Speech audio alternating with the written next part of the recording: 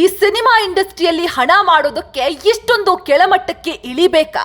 ಈಗಂತೂ ಯಾವುದೇ ಸಿನಿಮಾ, ಧಾರಾವಾಹಿ, ರಿಯಾಲಿಟಿ ಶೋವನ್ನ ಫ್ಯಾಮಿಲಿ ಕುತ್ಕೊಂಡು ನೋಡೋದಕ್ಕೆ ಆಗೋದಿಲ್ಲ.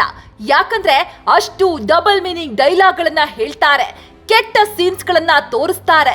ಅದರಲ್ಲೂ ಐಟಮ್ ಸಾಂಗ್ ಗಳ ಬಗ್ಗೆಯಂತೂ ಹೇಳೋದೇ ಬೇಡ, ಅಷ್ಟು ಅಸಹ್ಯವಾಗಿದೆ ಸರ್ಸೆ ನಿನ್ನ ಸೆರಗ ಐಟಮ್ ಸಾಂಗ್.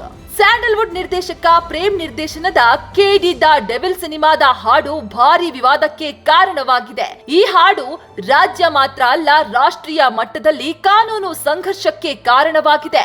ಬಾಲಿವುಡ್ ನಟಿ ನೋರಾ ಫಹೇತಿ ಮತ್ತು ನಟ ಸಂಜಯ್ ದತ್ ಕಾಣಿಸಿಕೊಂಡಿರುವ ಸರ್ಸೆ ನಿನ್ನ ಸೆರಗ ಸರ್ಸೆ ಹಾಡಿಗೆ ಭಾರಿ ವಿರೋಧ ವ್ಯಕ್ತವಾಗಿದೆ. ಸರ್ಸೆ ನಿನ್ನ ಸರ್ಸೆ ಸೆರಗ ಸಾಂಗ್ ಕೇಳೋದಕ್ಕೆ ತುಂಬಾನೇ ಕೆಟ್ಟದಾಗಿದೆ. ಇನ್ನು ಈ ಐಟಮ್ ಡ್ಯಾನ್ಸ್ ವಿಡಿಯೋ ಕೂಡ ಅಶ್ಲೀಲವಾಗಿದೆ.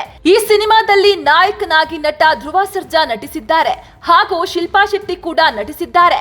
ಈ ಐಟಮ್ ಸಾಂಗ್ ತುಂಬಾನೇ ಅಶ್ಲೀಲವಾಗಿದೆ ಅಂತ ಜೋಗಿ ಪ್ರೇಮ್ಗೆ ಮೀಡಿಯಾದವರು ಪ್ರಶ್ನೆ ಮಾಡಿದ್ರೆ, ಕೆಟ್ಟದೇನಿಲ್ಲ, ಎಣ್ಣೆ ಕುಡಿತಾ ಉಪ್ಪಿನಕಾಯಿ ತಿನ್ನೋ ಮೀನಿಂಗ್ ಬರುತ್ತೆ ಅಂತ ಉಡಾಫೆ ಉತ್ತರವನ್ನ ಕೊಡ್ತಾರೆ. ಈ ವಿವಾದದ ಬಳಿಕ ಪ್ರತಿಕ್ರಿಯೆ ನೀಡಿರುವ ನಟಿ ನೋರಾ ಫತೇಹಿ, ಹಾಡಿನಲ್ಲಿ ಇಷ್ಟು ಕೆಟ್ಟ ಸಾಹಿತ್ಯ ಇದೆ ಎಂಬುದು ನನಗೆ ಗೊತ್ತೇ ಇರಲಿಲ್ಲ. ಈ ವಿವಾದದ ಬಳಿಕ ಪ್ರತಿಕ್ರಿಯೆ ನೀಡಿರುವ ನಟಿ ನೋರಾ, ಈ ಹಾಡಿನಲ್ಲಿ ಇಷ್ಟೊಂದು ಕೆಟ್ಟ ಸಾಹಿತ್ಯ ಇದೆ ಅನ್ನೋದು ನನಗೆ ಗೊತ್ತೇ ಇರಲಿಲ್ಲ ಅಂತ ಸೋಷಿಯಲ್ ಮೀಡಿಯಾದಲ್ಲಿ ಕ್ಷಮೆ ಕೇಳಿದ್ದಾರೆ.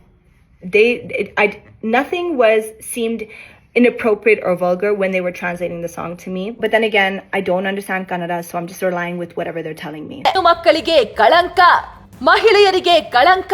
ಭಾರತದಲ್ಲಿ, ಅದು ಕೂಡ ನಮ್ಮ ಕರ್ನಾಟಕದಲ್ಲಿ, ಸೀರೆಗೆ ಅದನ್ನ ಉಡುವ ಮಹಿಳೆಯರಿಗೆ ಸಾಂಪ್ರದಾಯಿಕ ಗೌರವ ಇದೆ.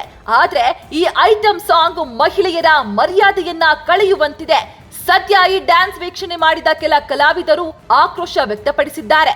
ಜೋಗಿ ಪ್ರೇಮ್ ಇಷ್ಟು ದಿನ ಅರ್ಥಗರ್ಭಿತ ಹಾಗೂ ಎಮೋಷನ್ ಇರುವ ಹಾಡುಗಳನ್ನ ಬರಿತಾ ಇದ್ರು. ಆದ್ರೆ ಇದೊಂದು ಐಟಮ್ ಹಾಡಿನಿಂದ ಅಷ್ಟು ಒಳ್ಳೆ ಹಾಡಿಗೆ ಕಳಂಕ ಬಂದಿದೆ. ಅದೇನೇ ಇರ್ಲಿ, ಇಂಥ ಕೆಟ್ಟ ಹಾಡು ಸಿನಿಮಾ ಮಾಡೋರಿಗೆ ಕಡಿವಾಣ ಹಾಕಲೇಬೇಕಿದೆ. ಇಲ್ಲವಾದ್ರೆ ಸಿನಿಮಾ ನೋಡೋರು ಹಾಳಾಗೋದು ಗ್ಯಾರಂಟಿ.